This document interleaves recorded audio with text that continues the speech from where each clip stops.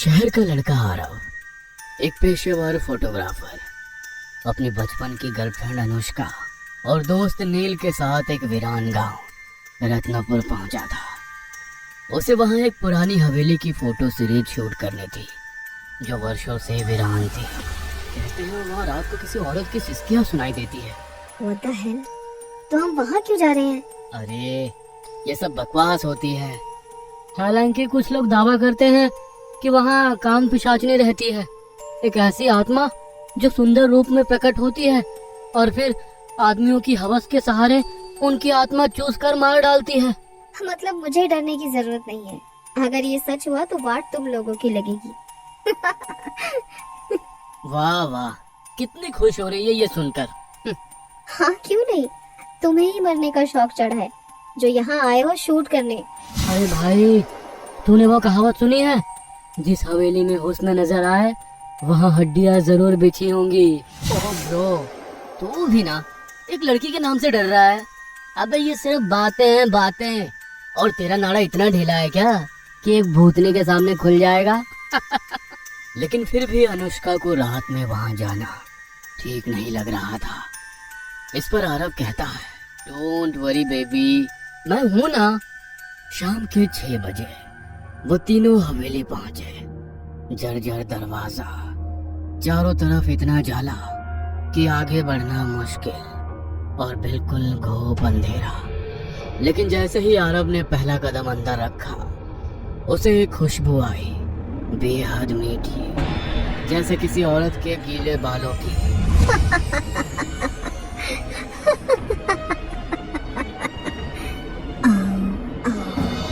ये क्या सुना तुम लोगों ने? क्या? जैसे कोई लड़की हंसी हो। तो वापस चले क्या? नहीं, शायद मेरा वहम होगा। चलो शूट की तैयारी शुरू करें। पर आरव ने सबको नजरअंदाज किया और कैमरा और लाइट सेट करे। और तभी हवेली की ऊपरी मंजिल से एक काला साया गुजरा। भाई देख, ऊपर कोई है। अबे ये प्रोजेक्शन हो सकता है या कोई लाइट शैडो।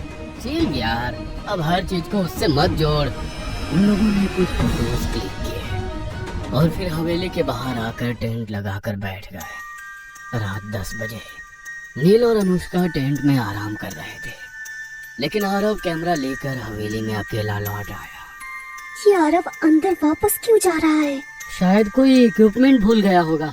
उधर आरव को हवेली में एक लड़की मिली। से तुम भी यहीं रहोगी मेरे साथ। ओह, कोई एक्टिंग कर रही हो क्या? लोकल थिएटर से हो? नाटक नहीं करती मैं, नरक दिखाती हूँ। मतलब मैं जानती हूँ तुम अपनी प्रेमिका से संतुष्ट नहीं हो। आओ मैं तुम्हें बताती हूँ प्यार क्या होता है।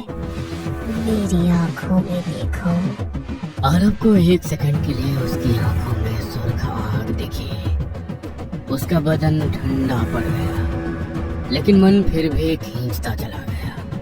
कामिनी की आंखों में वो जादू था या शायद कोई शराब। वो उसे ऊपर कमरे में लेकर गई। नीचे टेंट में अनुष्का सो चुकी थी, लेकिन अचानक उसकी आंख खोली। उसे किसी औरत की हंसी सुनाई दी, लेकिन ये कोई आम हंसी नहीं थी।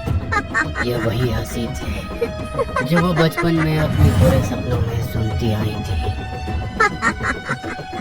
आखिर तुम आ गए। ये कैसे हो सकता है? क्या हुआ? नील, मुझे यकीन है ये वही है, काम पिशाचनी। सपना देख रही हो क्या? तुमने वो आवाज नहीं सुनी क्या? अरे शिट, हम लोग सो गए और आरव अभी भी ऊपर है।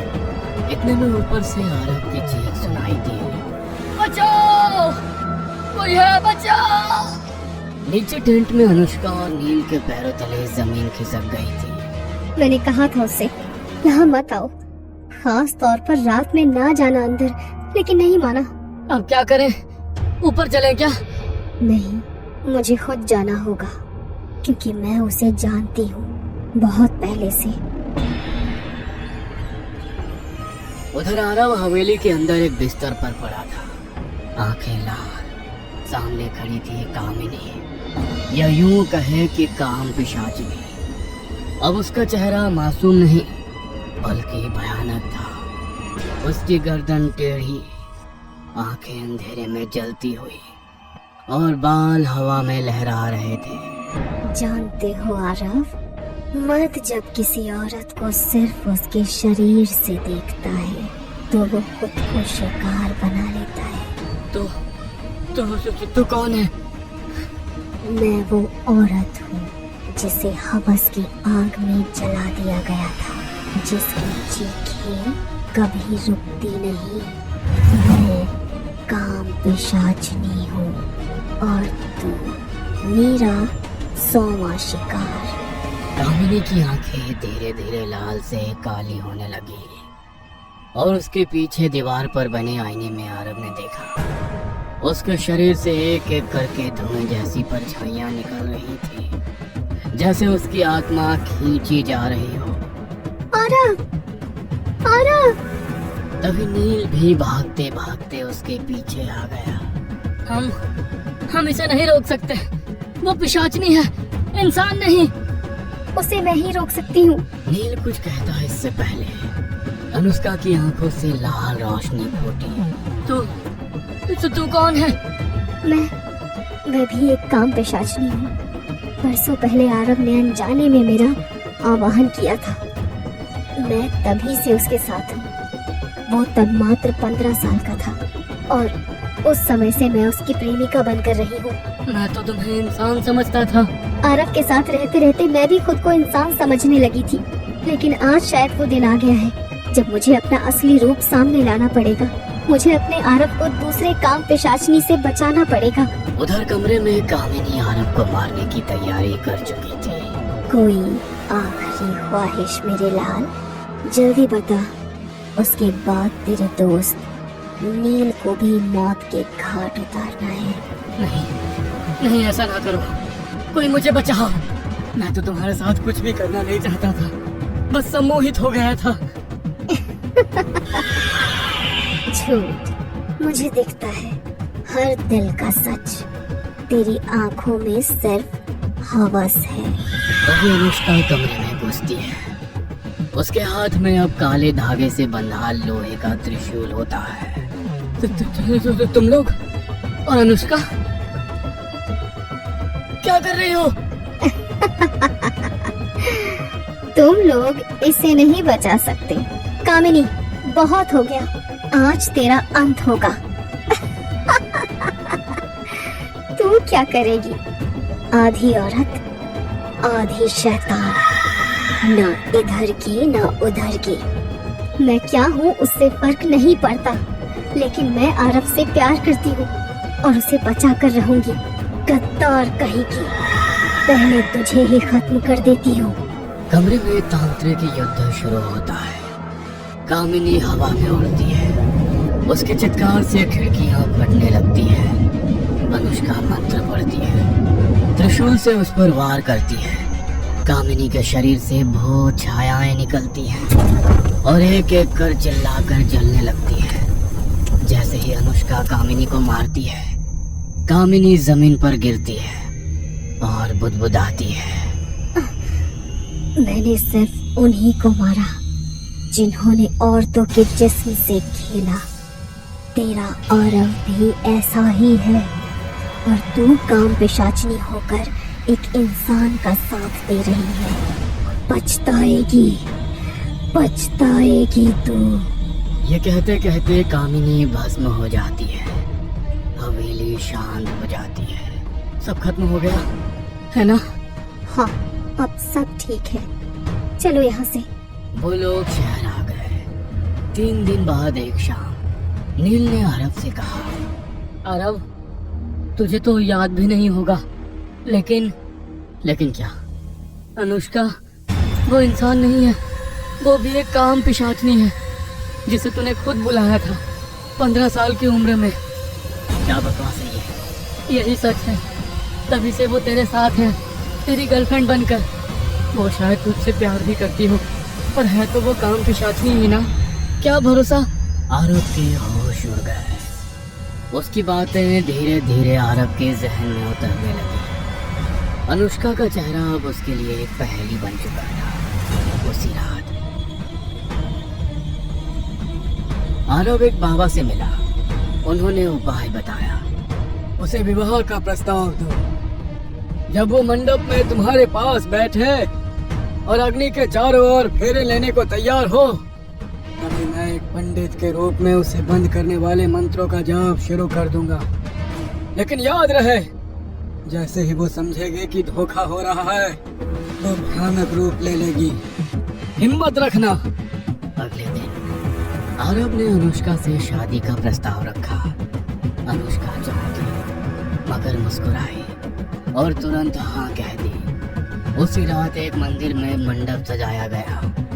बाबा एक पंडित बनकर बैठे थे और नील पास ही खड़ा था। ओ मंगलम भगवान विष्णु। माफ करना अनुष्का, शादी शुरू हो गई। फूल बरस रहे थे, मंत्र गूंज रहे थे। आरव और अनुष्का ने अग्नि के चारों ओर पहला फेरा लिया और तभी ओम काल रात्रि स्वाहा, ओम महाविनाशिनी स्वाहा, ओम काम पिशाचनी बंधनाय नमः। ये क्या मंत्र है? तुम पंडित नहीं हो। ये शादी नहीं, ये चाल है। आरव, इसे पकड़ो। तभी अनुष्का की आंखों से खून टपकने लगा।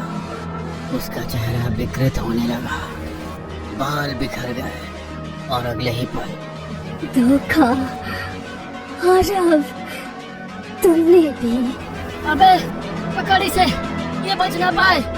लेकिन अनुष्का ने एक झटका मारा और नील हवा में उड़कर सीधा अग्निकुंड में जा गिरा।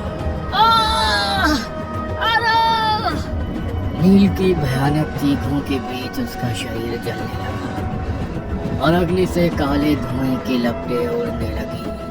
ओम छिन्नमस्ता चतुर्भुजा कपाल दंडधारिणी स्वाहा। बाबा, मैं तुझे चीर दूंगी। तुझे नर्क से भी गहरी पीड़ा होगी। अनुष्का, मत करो प्लीज, मत। तुम्हें नहीं मार सकती आरव, क्योंकि मैं तुमसे प्यार करती हूँ। पर ये बाबा। उसके आंसू पहली बार इंसान जैसे हुए और उसका शरीर अब भी दहक रहा था। आखिर बाबा ने उसे मंत्रों से बांध लिया। अब समय है। एक काम पिशाचिनी प्यार कर सकती है, वफादार हो सकती है, लेकिन इंसान कभी वफादार नहीं होता। मैंने गलती कर दी आरव, एक इंसान से प्यार करके।